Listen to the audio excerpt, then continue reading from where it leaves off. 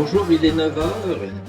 Bienvenue tout le monde à cette rencontre qui, euh, qui, qui vise à faire prendre conscience à des gens comme moi qui ont des petites feuilles un peu partout pour faire penser qu'on a de se rappeler de nos numéros et ainsi de suite. Je suis sûr que je suis pas le seul. Ce matin, c'est vraiment une belle réussite. Nous sommes plus de 200 ou 230 personnes là, qui se sont inscrites à cette rencontre. Euh, C'est une activité qui relève du groupe de la relève et du membrariat. C'est vraiment des conférences. Ce type de conférence-là est organisé 2 ou 3 fois dans l'année. Et cette année, ce sujet-là a vraiment attiré beaucoup, beaucoup de gens.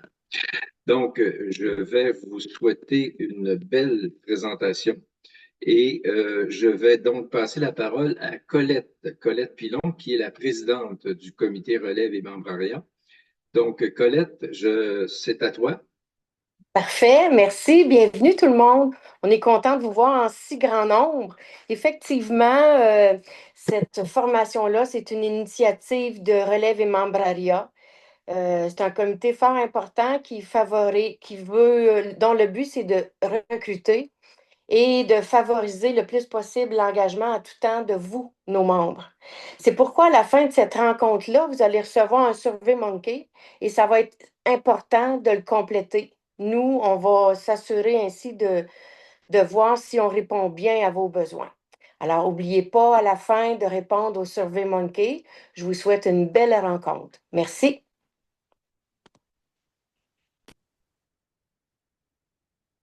Bien, bonjour à vous. Euh, je me présente, je suis Louise Chenard. Je vais juste ajuster l'affichage. Aujourd'hui, nous allons voir comment on doit préparer notre testament numérique.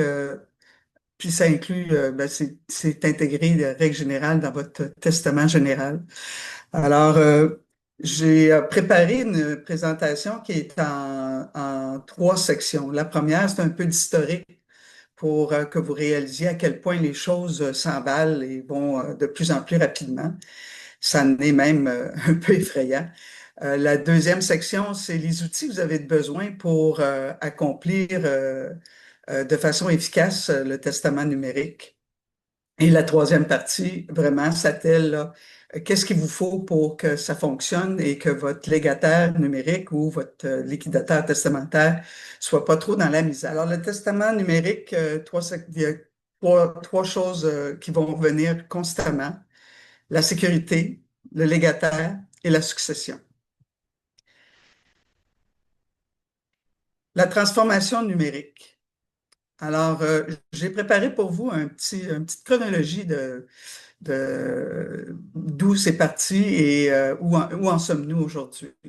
Alors, les Enigma, la plupart d'entre vous ont sûrement entendu parler de ça, c'est la machine qui a été hautement utilisée par la marine navale des nazis à la Deuxième Guerre mondiale. Et c'est M. Turing qui a réussi à décoder les messages qui étaient envoyés, puis ça a changé un peu la donne au niveau de la guerre vers la fin là, des années 44-45.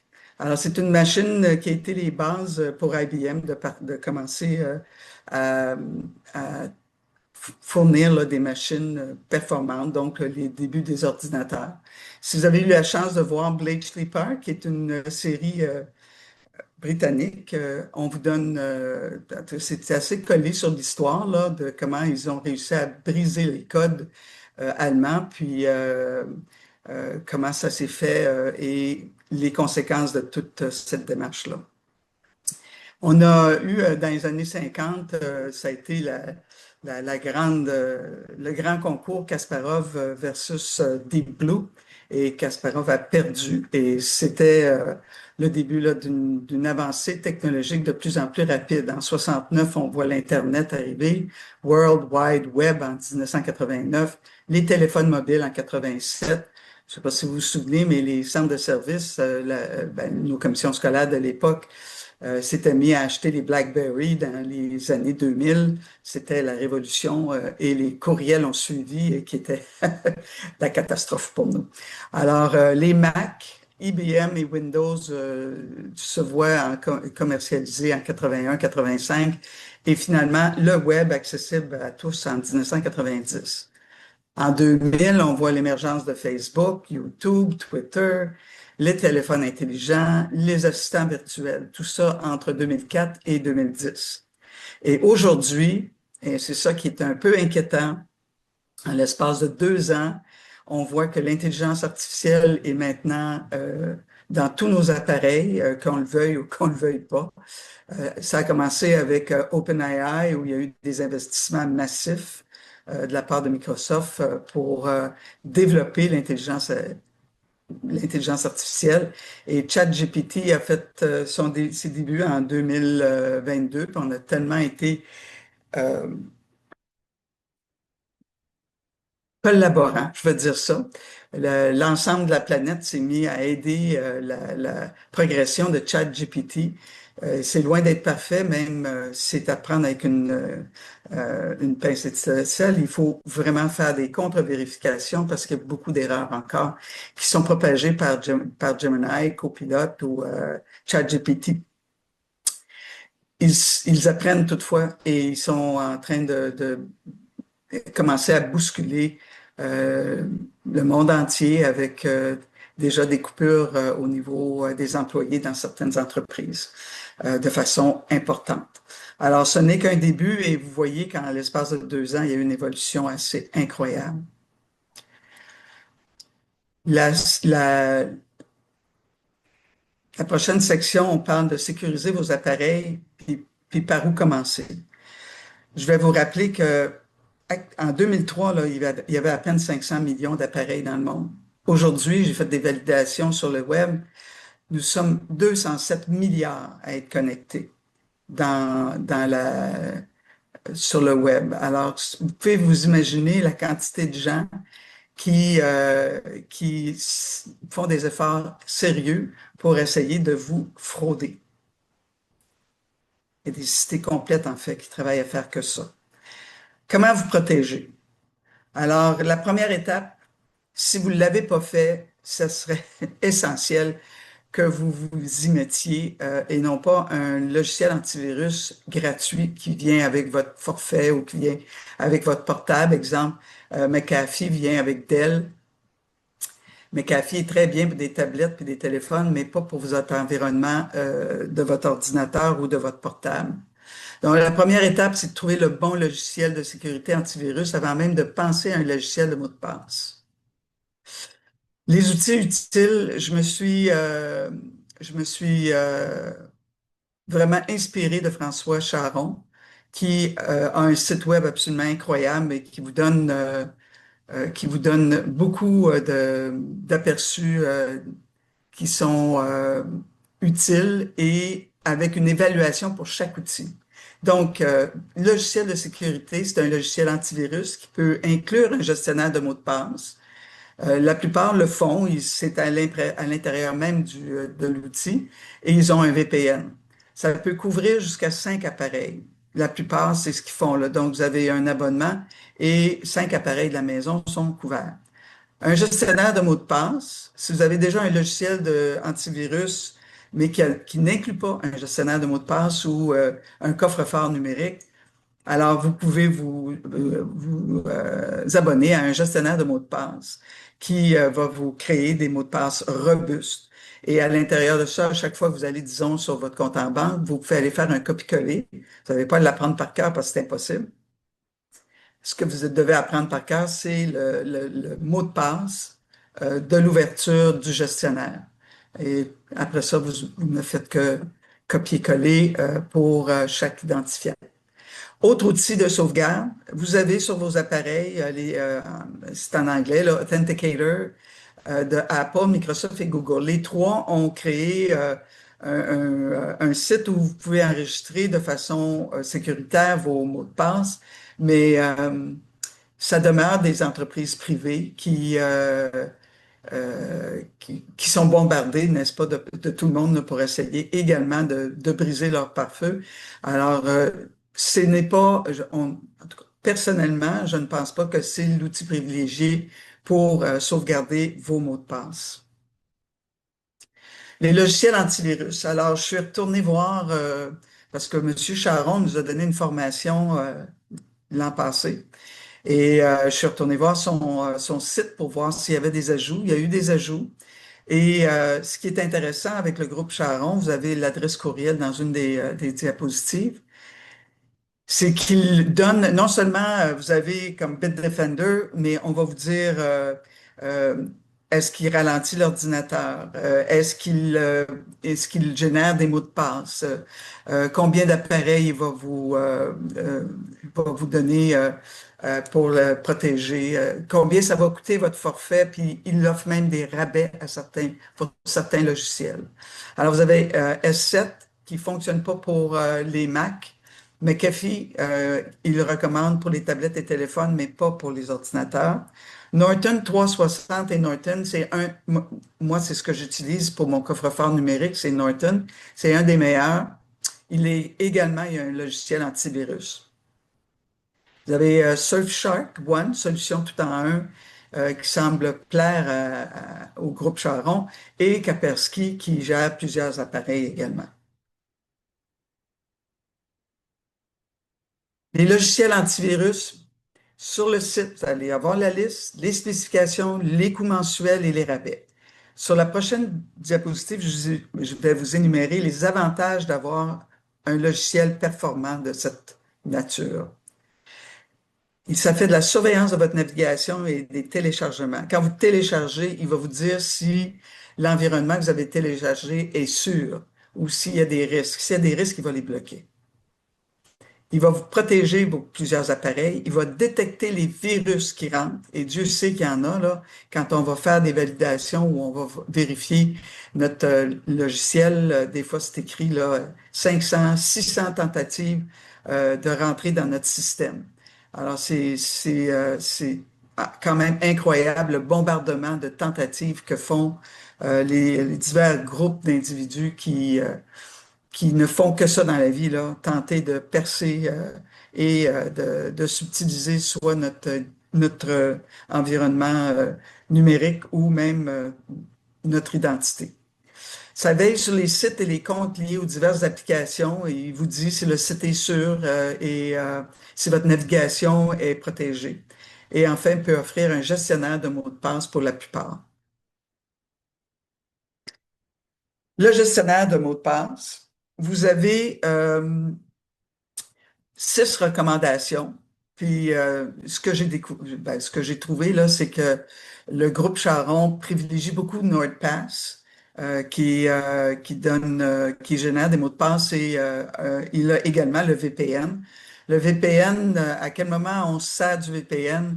Ben, l'antivirus va souvent vous recommander de l'utiliser lorsque vous êtes en transaction bancaire, entre autres, ce qui rend la tâche encore plus difficile aux experts fraudeurs de capter l'identifiant et le mot de passe de votre ordinateur. Alors, il y a Password, qui est un coffre-fort numérique, Dashlane, NordPass, Keeper, qui est parfait pour des entreprises, donc c'est moins pour nous. Norton, c'est celui que j'ai moi actuellement, qui fonctionne très bien, et Proton Pass. C'est un coffre-fort suisse, alors les Suisses étant extrêmement prudents, c'est assez puissant comme gestionnaire, mais probablement plus coûteux. Je n'ai pas regardé le prix. Les avantages d'avoir un mot de passe, bien, vous n'avez qu'un seul appareil à vous rappeler. Excusez, un seul mot de passe à vous rappeler. C'est celui pour rentrer dans le gestionnaire. Ça peut être un mot de passe très complexe. Vous pouvez peut-être créer un mot de passe robuste. À la fin de ma présentation, je vous donne des indices, là, comment créer des mots de passe robustes pour vous aider à vous rappeler de ce seul mot de passe-là que vous devez garder en mémoire. La protection contre les fraudes et les vols d'identité, lorsqu'on crée des mots de passe robustes, ça peut aller jusqu'à 500 lettres, chiffres et signes. Ça peut prendre quelques milliers de siècles avant qu'ils puissent réussir à décoder. Sécurise votre environnement numérique tant de votre vivant qu'à votre décès et facilite le travail du liquidateur de la succession, puis vous allez voir pourquoi. Là, je vais vous faire un petit aparté. Actuellement, l'Université de Sherbrooke, depuis longtemps, travaille sur un ordinateur quantique. Ça existe actuellement. Mais le jour que des mises en marché vont être faites des ordinateurs quantiques, il va y avoir d'autres gestionnaires qui vont être créés parce que ces ordinateurs-là travaillent à une vitesse absolument ahurissante et vont permettre de faire des brèches importantes dans la sécurité de nos environnements. Alors, c'est à suivre au niveau technologique. On arrive au vif du sujet. Qu'est-ce que ça implique un testament numérique?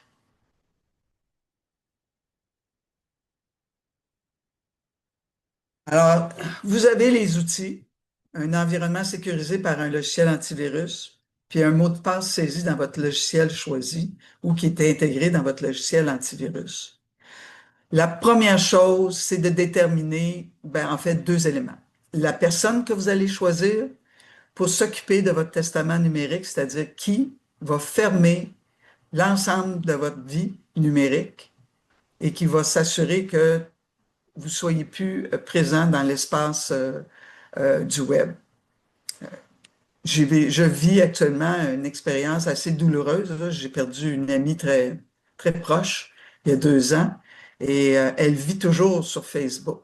Et c'est un peu malaisant, là. C'est des situations qui est important là,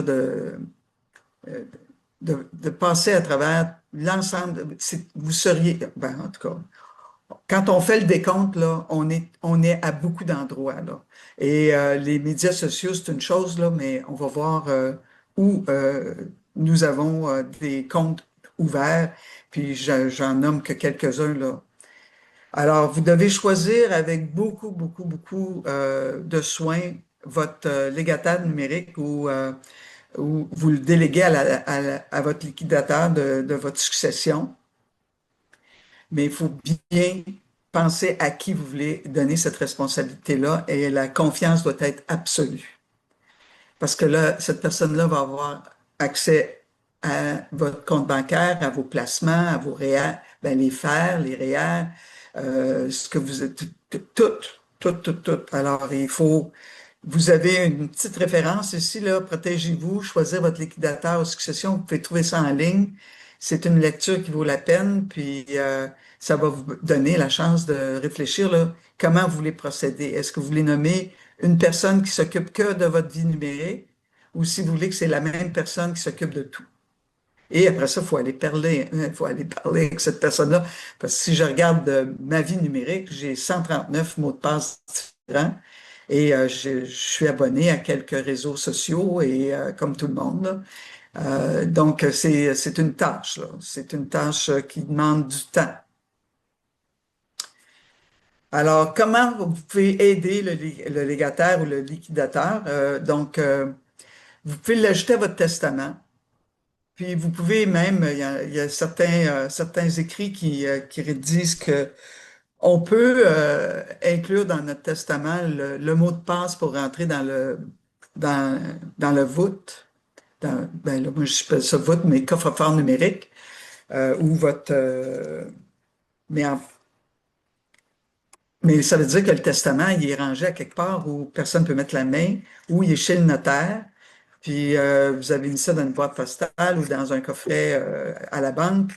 Euh, et il y a des chances aussi que le mot de passe change. Alors, c'est peut-être pas la meilleure façon de procéder. C'est plutôt de penser à comment vous allez permettre au liquidateur ou au légataire d'avoir accès au mot de passe principal pour rentrer dans votre système. Puis c'est là que tous les rouages se mettent à travailler. Pour comment je vais faire ça, puis comment je vais m'assurer que ça soit le plus facile possible. Alors voilà comment procéder. Alors, il faut commencer à penser où est-ce qu'il va... je vais parler toujours du légataire, là, ça va simplifier ma présentation, mais ça implique l'un ou l'autre selon votre décision. Où est-ce qu'il va trouver le code d'accès pour accéder à votre voûte numérique ou à votre gestionnaire de mots de passe, peu importe. Il faut que ce soit un endroit sécuritaire. Puis, il faut penser, puis en faisant cette présentation-là, je suis retourné à mon, euh, à mon coffret numérique. Excusez-moi, j'ai des choses qui s'allument sur mon ordi, là. Euh, alors, je suis retourné dans mon coffret de sûreté à la banque, puis j'ai tout sorti parce que, effectivement, le mot de passe principal pour entrer dans mon gestionnaire de mots de passe, de mon mot de passe, qui est Norton, le mot de passe a changé. Et j'ai dû reprendre et j'ai réalisé que le mot de passe de mon téléphone a changé, le mot de passe de ma tablette a changé. Alors, je devais mettre à jour tous les documents que j'avais laissés.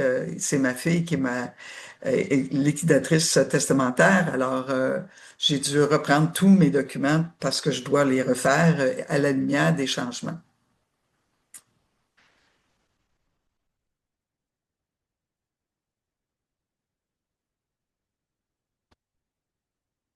Excusez-moi, comment procéder? OK, donc ça, c'est fait. Un exemple. Je vais vous donner l'exemple, comment moi j'ai procédé de façon personnelle. J'ai décidé d'ouvrir un coffret de sûreté à la banque. Là, j'ai appris la semaine passée que la Banque Royale a décidé qu'il était pour éliminer les coffrets de sûreté dans leur banque. Alors, je trouve ça désolant. Moi, Dieu merci, je suis pas avec eux, là. Mais je pense que comme client, si vous êtes avec la banque la RBC, vous pourriez peut-être contester un peu cette décision-là d'éliminer les coffrets parce que c'est une façon simple et sécuritaire de s'assurer que les choses sont bien à l'abri. Alors, j'ai ouvert, j'ai un coffret. Je suis allé à la banque avec ma fille afin de lui donner accès au coffret. Donc, à la banque, ils ont dans leur dossier le nom de ma fille et je lui ai remis une clé du coffret de sûreté. Alors, mais c'est pas tout. Là, je sais où les mettre, les choses qui sont importantes et qui doivent être transmises à mon légataire. Mais il y a des choses que je dois prévoir également à remettre dans ce coffret-là pour qu'elle puisse faire le travail qui lui est demandé. Si vous avez un coffre-fort à la maison, ben, idéalement, il faudrait qu'il soit fixé au plancher, que s'il y a un vol, qu'il ne puisse pas partir avec le coffre-fort parce que oui, c'est lourd, mais si moi je suis capable de lever mon coffre-fort, n'importe qui est capable de le lever, là. Donc, euh, le coffre-fort est utile pour protéger contre le feu et garder des documents qu'on veut rendre difficiles d'accès. Mais pas votre mot de passe, pas vos mots de passe, mais vos mots de passe ne devraient pas être là. Parce qu'il y a toujours un risque d'un vol et à partir de là, vous n'avez plus de vie, là, parce que ça prend des années avant de pouvoir rétablir son identité lorsqu'elle est volée. C'est à peu près la pire chose qui ne peut pas nous arriver, en fait. Pour pouvoir rentrer dans le réseau de votre univers, il faut minimalement, en premier lieu, que dans le coffret de sûreté, vous mettez quels sont les codes d'accès pour votre ordinateur ou votre tablette et de votre téléphone. Parce qu'il y a des choses sur le téléphone qu'on ne retrouve pas nécessairement sur l'ordinateur. Alors, le plus facile pour le téléphone, c'est tout simplement de leur mettre, et la tablette, de leur mettre selon les paramètres d'usine et ça élimine tout ce qu'il y a dedans, mais ça reste dans le web. Donc, il faut vérifier avant. Idéalement, il faut fermer et éliminer, désactiver. C'est pas juste désactiver, là. C'est vraiment de supprimer les logiciels qui se trouvent sur le téléphone ou sur la tablette avant de le remettre à zéro parce que ça demeure encore vivant, là. Tant et si longtemps qu'on ne fait pas des gestes précis, ça reste actif. Donc, ça, c'est une information de base qu'il faut prévoir lorsqu'on fait cette préparation-là pour s'assurer que tout va bien. Puis c'est pas parce que ça sent notre mort qu'il faut le faire, là, tu sais, oh mon Dieu, je pense, je vais pas bien, je vais pas. Non, on fait ça quand on est en pleine forme parce que on voyage beaucoup, on est un groupe de gens retraités très actifs et les gens voyagent longtemps. Puis demain matin, là, on ne sait pas qu'est-ce qui nous attend. On peut être en pleine forme, puis un malaise ou un accident ou peu importe. Je ne veux pas être un oiseau de malheur, mais il faut prévenir et prévoir. Et donc, c'est important de faire cette démarche-là, puis de s'assurer de ne pas avoir oublié quoi que ce soit. Puis après ça, s'asseoir avec la personne, puis lui expliquer. Puis même si on lui explique, là, j'ai fait le test avec ma fille, quelques mois plus tard, elle ne se souvenait plus ce qu'était la clé pour mon coffre-fort. Elle sait pour le coffret de la banque, là, ça va, elle a rangé la clé. J'ai dit, j'espère que tu te souviens où tu l'as mis, parce que cette petite clé-là, là, tu la perds, ça y est, là, c'est fini. Alors voilà, nos enfants sont très occupés, hein, donc beaucoup de choses leur passent. Excusez.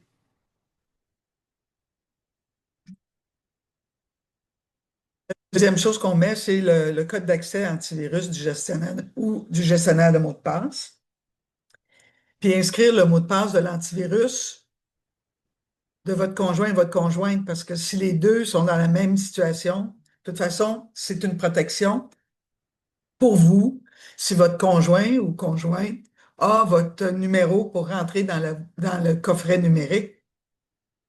Si vous oubliez votre mot de passe, vous avez toujours une autre personne qui l'a en sa possession. Il faut s'assurer que cette même personne-là a les mêmes protections que vous au niveau de son environnement numérique.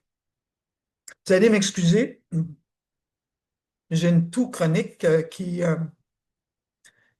on ne sait pas d'où ça vient, mais là, il va falloir que je mange un petit peu pour garder mes cordes vocales en forme. Alors, moi, j'ai laissé un chèque avec aucune date d'écriture au cas où qu'il arrive quelque chose, puis qu'il faut des liquidités rapidement. Ou pour couvrir les premières dépenses, parce que Dieu sait, c'est pas gratuit, là. Alors, pour prévenir tout imprévu, puis de pouvoir permettre aux légataires ou aux liquidateurs de couvrir les premières dépenses ou de nous secourir si jamais on a besoin de cash. Laissez dans votre coffret ou l'endroit où vous allez décider de mettre vos documents des contacts essentiels. Vous avez un notaire qui peut aider la personne, un avocat, les membres de la famille auxquels vous êtes confiants qui peuvent être d'un bon support. Informer le légataire de votre démarche aussi. Donc, il faut s'asseoir puis passer à travers les étapes et le contenu que la personne va avoir pour faciliter son travail. Les autres éléments à prendre en compte. Je ne sais pas si vous réalisez combien de sous qui sont logés dans vos diverses applications. Toutes les cartes de fidélité, moi, PC Optimum, la SAQ, ça monte vite la SAQ, là. Aéroplan, Scène, vos cartes de crédit qui vous donnent soit des retours ou moi, la mienne, je peux apposer n'importe quelle dépense à même les points qui cumulent dans ma carte de crédit. Alors, tout ça, là, c'est à valider, puis idéalement, si c'est une personne que vous aimez beaucoup, vous lui dites, hey, euh, liquide ça euh, pour, euh, qu'on laisse rien à ces entreprises-là, on leur doit rien. Même chose pour les cartes de crédit, il y a des points là-dessus. Ça peut peut-être même aider à payer les derniers frais des cartes de crédit qui vont rentrer suite à notre décès. Laissez des notes de votre gestionnaire. Dans le gestionnaire de mots de passe, vous laissez, il y a une section, il y a toujours une section notes. Vous pouvez laisser une copie du numéro de votre passeport, le numéro de votre permis de conduire. Ça peut être d'un secours au cas où. Hein, on ne sait jamais. Donc ça, c'est le genre d'éléments qu'on peut inscrire. Moi, je m'occupe de ma mère et dans mes notes de mon gestionnaire de mots de passe, j'ai tout son environnement numérique d'inscrit. Comme ça, je peux l'aider quand les choses vont pas bien dans sa tablette ou je fais ses transactions bancaires au besoin.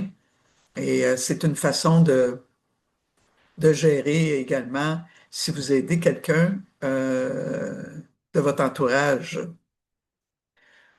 Autre élément, on a, la plupart d'entre nous, on a de l'assurance vie.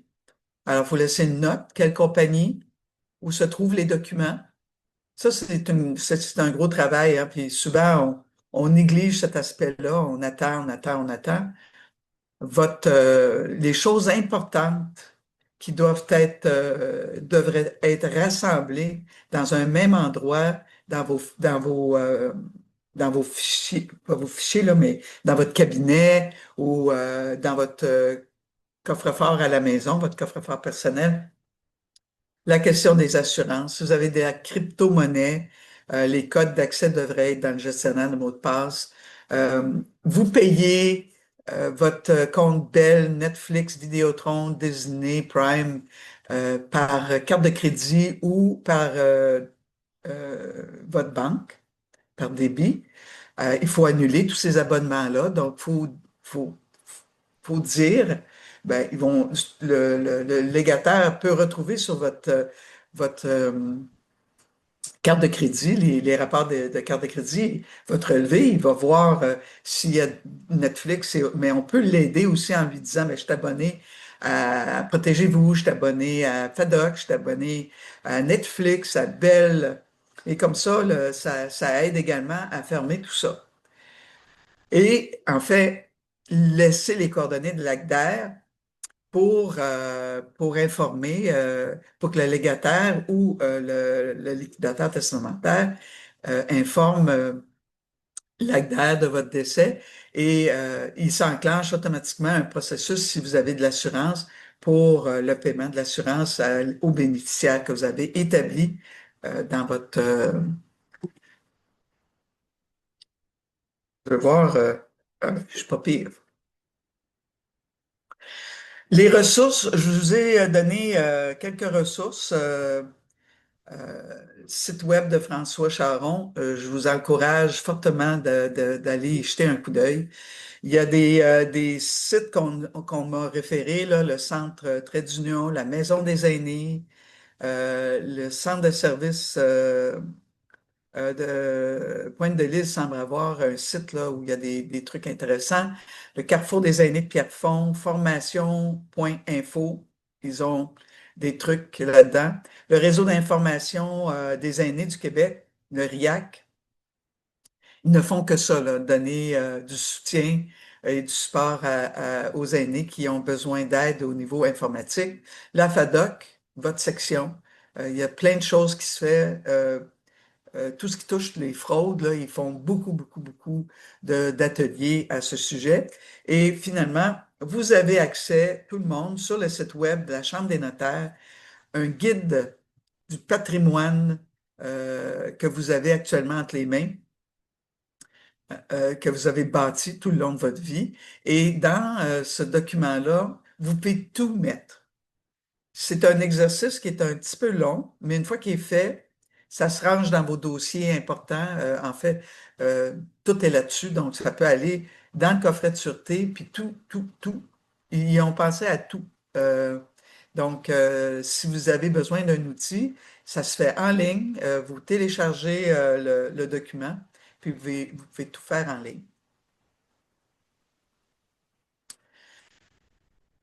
Ici, c'est quelques trucs pour créer des mots de passe robustes. Alors, vous pouvez, moi j'ai enlevé le 1 parce que le 1 puis le L, souvent, on n'est pas certain qui est quoi, là. Ben, c'est le I majuscule ressemble à un 1.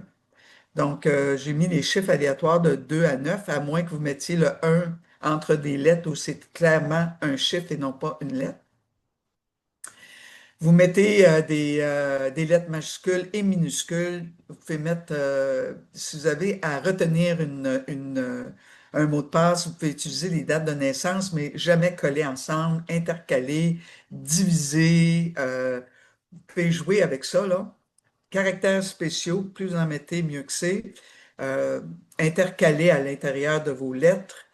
Des exclusions de caractères collés comme le 0 et le O, le 1 et le I majuscule, des longueurs de 8 à 512. Et ce que j'ai pas mis là, chaque identifiant devrait avoir un mot de passe différent.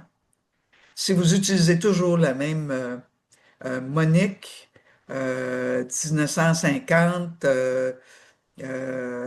avec des lettres majuscules, minuscules, point d'exclamation, puis ça, c'est dans toutes vos affaires, eh bien, dites-vous que vous mettez à risque.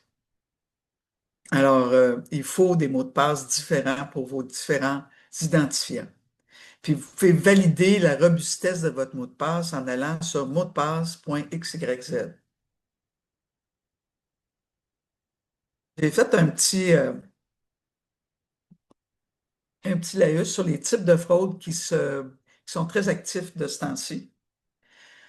Alors, les banques, votre banque, toutes les banques, en fait, font de plus en plus de sensibilisation au niveau des fraudes et comment se protéger de ces fraudes-là. C'est rendu, presque tout le monde s'en mêle, Retraite Québec, la RRQ, euh, vous avez le mois de la fraude au niveau du gouvernement fédéral. Profitez-en, lisez-le, parce que ça vous donne toujours des moyens pour s'assurer que votre environnement demeure sécure. Alors, prise de contrôle du compte, c'est qu'on découvre votre NIP là, en étant au-dessus de votre épaule, cachez tout le temps votre main lorsque vous pitonnez votre NIP. Vol d'identité, quand vous recevez, surtout les organismes de charité, non seulement ils nous envoient plein de trucs par la poste, là, et tout ce que vous recevez de la poste, déchirez tout le temps, enlevez votre adresse, votre nom, déchiquetez ça à la main, mais ne mettez jamais ces choses-là complètement dans le recyclage. Il y en a qui se font un plaisir d'aller fouiller dans le recyclage. Ils ont votre nom, votre adresse et le code postal. C'est déjà un pied dans votre univers, là.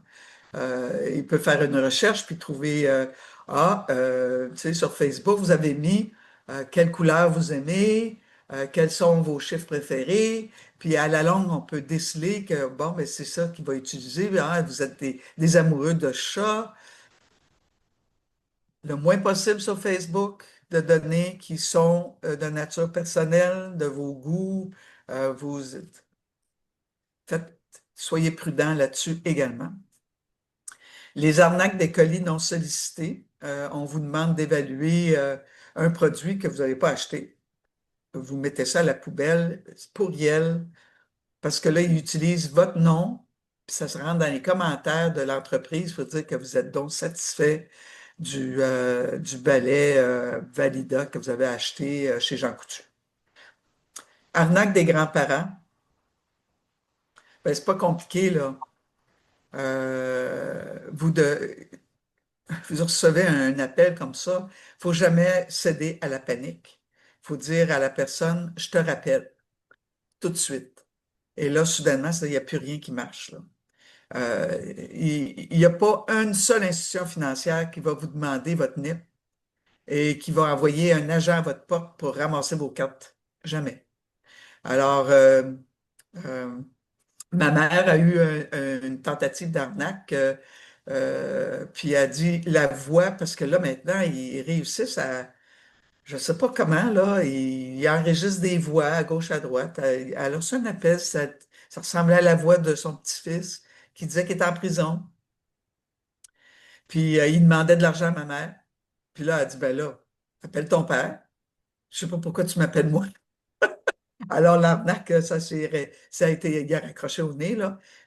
Mais il y en a beaucoup qui tombent dans ce panneau-là, puis c'est tragique, là, parce qu'il des fois, il les relance une fois, deux fois. La personne, en tout cas, bref, ne cédez jamais à la panique. Vous recevez un avis de votre banque qui dit que vous avez été fraudé.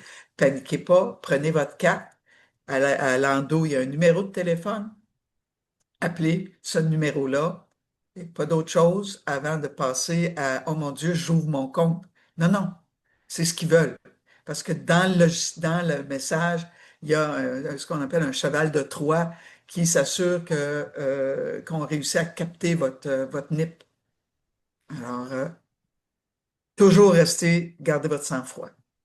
Fraude de virements électroniques, cartes cadeaux, les transactions sur Marketplace. Je ne sais pas si vous avez vu récemment, là, de plus en plus de postes de police offrent un endroit sécuritaire pour les transferts, là, quand vous vendez quelque chose sur Marketplace. Vous pouvez donner un rendez-vous au centre chez les policiers, puis vous pouvez faire votre transaction là.